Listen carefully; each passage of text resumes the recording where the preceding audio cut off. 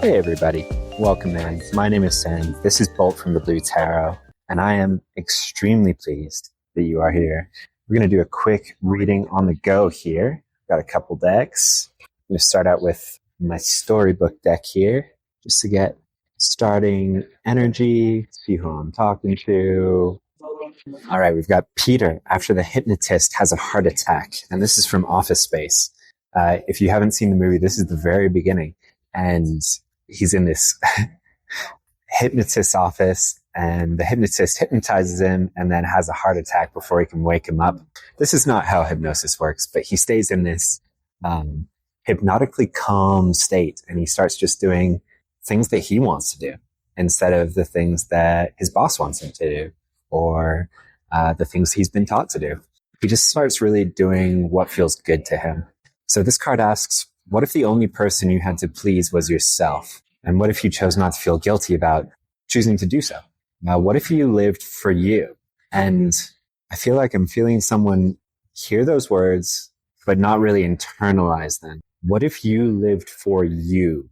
What if you lived your one life here as the person that you are for yourself? What if you set boundaries for your free time?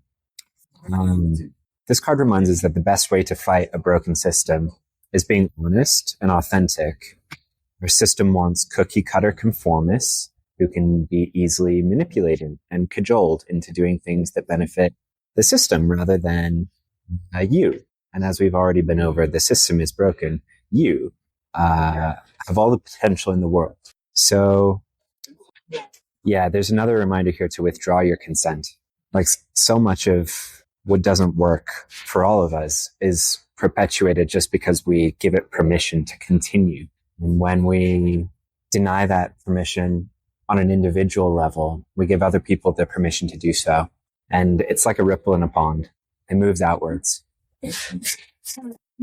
Okay, yeah, I think that's it from that. That starting energy. This is a powerful, Office Space is a comedy, but the message is very, very important. If you haven't seen this movie, I highly recommend it. But yeah, someone's moving into, or is being encouraged to move into, a more relaxed mode of being where they operate out of self-interest and not in a selfish way, right? Just in a, I fill my own cup kind of way before I fill anyone else's. All right, cool. Let's see what else we got for you guys in this reading. We have the Oracle of Destiny here. This is a deck based on palmistry, but has some really bright and beautiful artwork. All right, we have Grille, Grille. Yeah, and these are aspects of the hand and the lines that are on the hand. Palmists. Do we call them palmists? Do we call them palm pilots? That can't be right. Palmistry experts, they correlate to different parts of our lives or personalities. Let's see what else. All right, we've got Mystic Cross, Ring of Solomon, Mercury. All right, I'm hearing that's it for this deck. Let's see. Okay, this is an odd message, but what I'm getting is there's some emphasis on magic here, but it's egoic magic. This is magic that you have been doing that is not for the highest good of all. And that's okay. That's totally fine. But there's something about this where you're, with the Mercury card, I'm seeing you lacing up your sandals here and moving on from this. Putting this behind you. There's some sort of, you might be using divination to talk to the dead. Yeah, this is an odd message. I'm getting some throat chakra attacks and stuff going on here. But the Ring of Solomon, there are stories about this from medieval magic about him using this ring to control and to command demons. And supposedly this is how he built the temple. And some people say it was the power of this ring, right? And the sigil on this ring. So there may be something here about leaving behind some, I'm getting just there's a feel of folk magic here, and there's absolutely nothing wrong with folk magic, guys. I'm just relaying what's coming through in the cards, and there's some sort of magic you're working that is not being recommended. Okay. And with Mercury, you might be served better by looking towards Hermeticism and magical systems and workings that are based on Hermetic principles. And this is more of like a manifestation based kind of magic. So I would look into that. I would look into the Kybalion and the Hermetic Principles, because you can work very effective magic. Like what the Hermetic Principles teach you is how energy works in the universe. And once you understand that and work with systems that work with that understanding, it's like all of a sudden you're working with the flow of nature, of the universe. And you start being motivated towards magic that is for the highest good of all, divine magic. Someone is being redirected a little bit, or gently nudged away from more of a left-hand path approach to magic. Again, there's nothing wrong with it. However, it's not right for you. Let's just say that. This is not a judgment, right? This is a discernment. Okay, I have a tarot deck here, but it seems like I actually intuitively I delivered the correct message from those 4 cards. So we're going to hop straight into some advice from my storybook deck here to see, okay, so we know what not to do. We might have an idea of how to move forward. Let's see what other advice we can get for you. Frodo and Sam at the Falls of Rauros.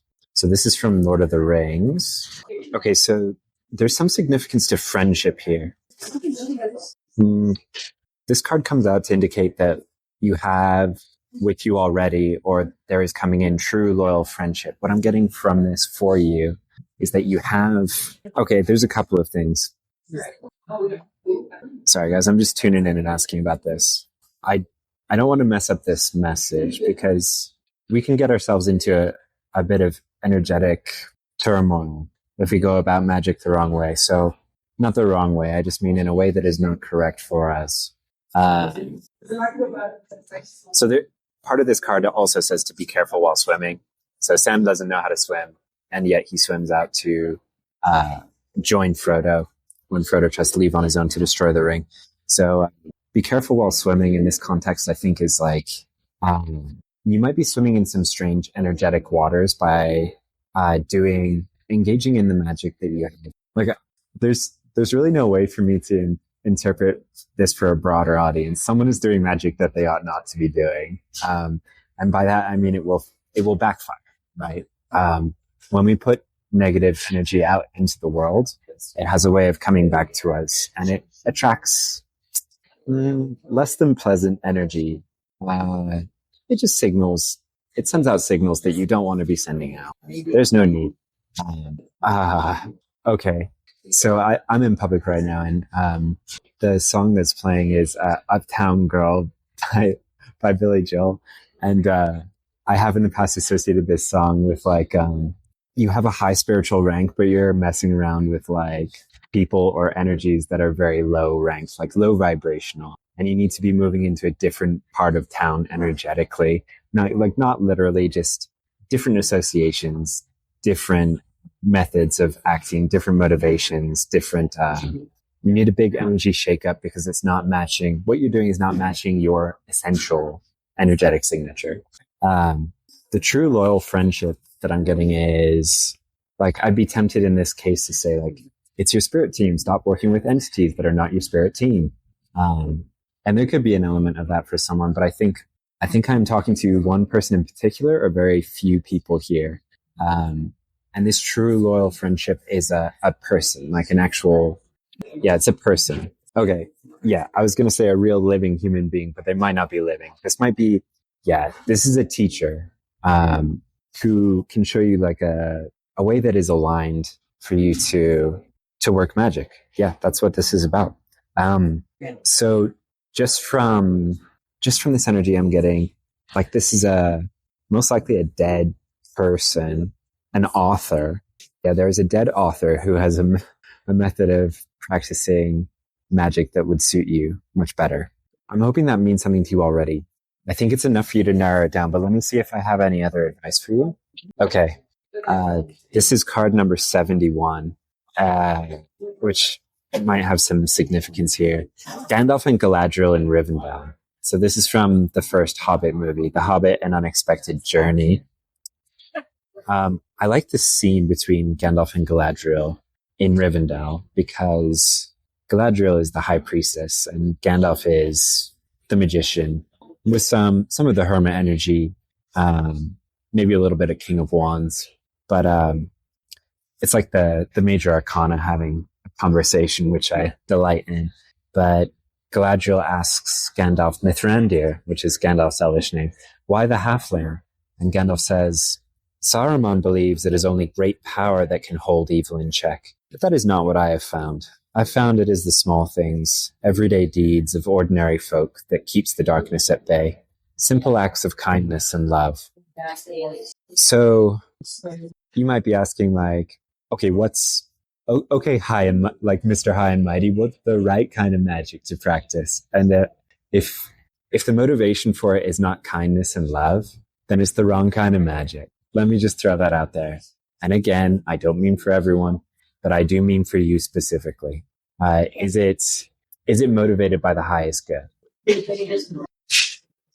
There's also a really big message here about being compassionate towards yourself. There's no real urgency to this message. There's nothing happening here that's going to sink you.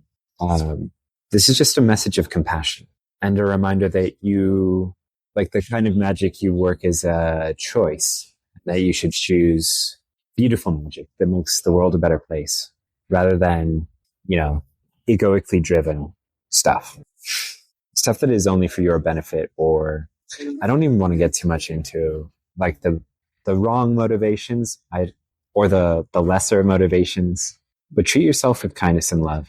If you only interact with one other person today, and especially if that one person is you, treat them with kindness and love. And I guess that's it. No, yeah, that's it. Message delivered, I guess. I'm very curious about this, but it's not for me to know. It's just a message to be delivered. So I hope that the person this was for heard it, and, just sending my own compassion as well. Our resources about magic are not very good. They're extensive, but they're also occult, right? They're hidden, and it can be hard to know if you're getting good advice about it. But remember about the Hermetic Principles and magical systems that are based on Hermeticism. I think these will serve you well. Maybe also, no, I'm not even going to speculate. You'll be able to find this. You'll know. When you know, you'll know. All right, guys. Thanks for tuning in. And I'll see you in the next one.